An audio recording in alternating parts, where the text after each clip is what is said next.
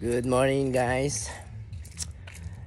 Eto, libot-libot lang tayo dito sa Carmen, Cebu. Sanayin natin ang sarili natin dito sa lugar nila. Dito nga sa Cebu. The background. Alright. Bibili akong kape. Siyempre, morning na naman eh. Hindi ako makakain ng walang kape. Kape is life. Oh yes.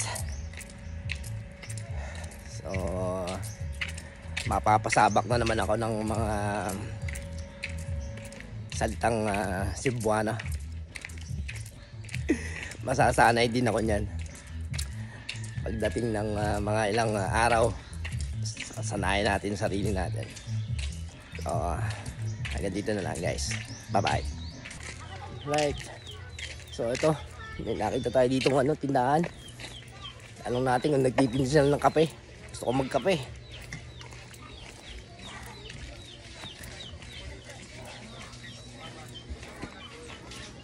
Bilan.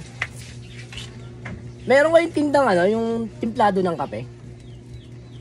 Meron po. Timplado ng kape? Oo. Isang po ng kape. Ha? Isang manas.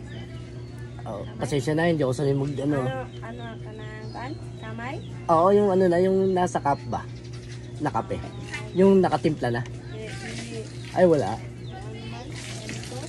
Ay, ganyan. Sige, yan na lang pala. Meron bang ayun na yung great taste na lang. Magkano yan ako? 10. Ayan, isa na lang. Salamat ha, pasensya ka na. Hindi ako sanay yan eh. Tagalog eh. Yun lang. Hindi ako sanay. 10 pesos na. Okay. So yun guys. Nakabili na tayo ng kape. Model ng kape. Great taste, baka naman.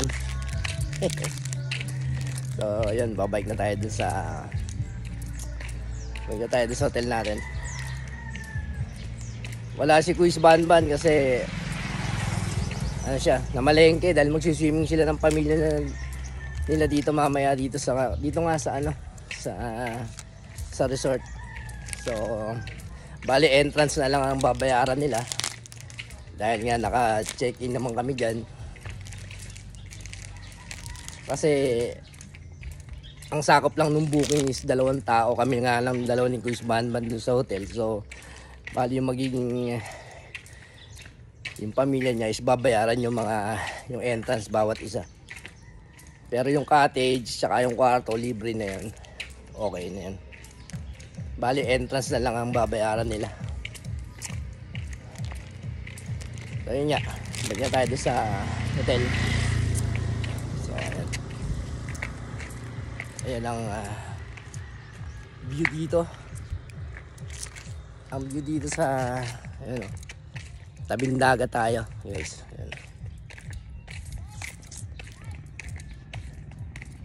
Ayan, tabing dagat tayo. Pati yung hotel na tinutuluyan natin is may pool siya, and then sa tabi is dagat niya. Ayan ayan guys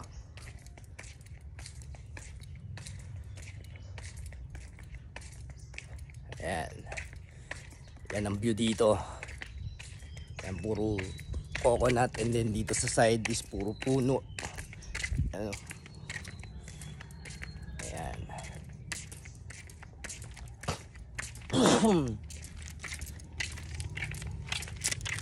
So yun nga.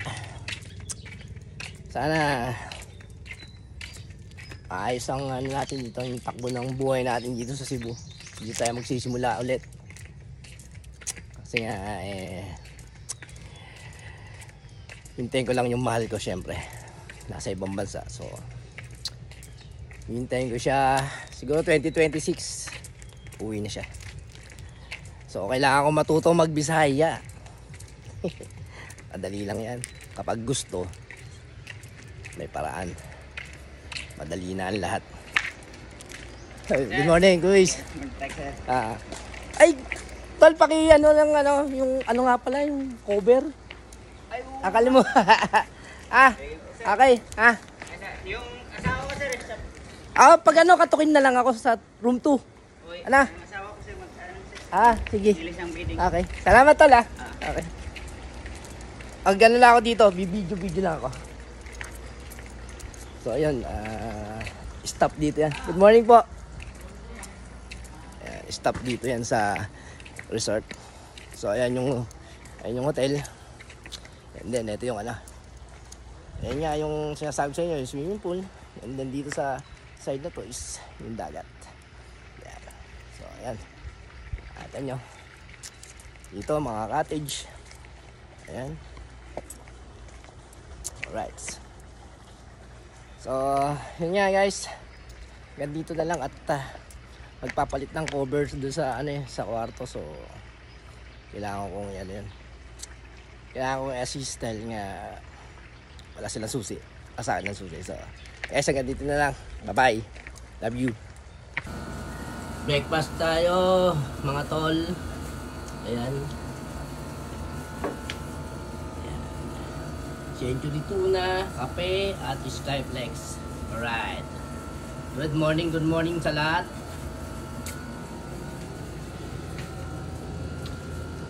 What a nice morning. Alright. Breakfast tayo mga tol.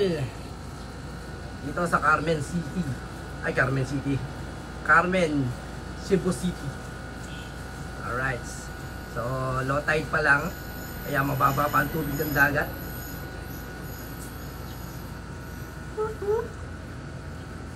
Alright.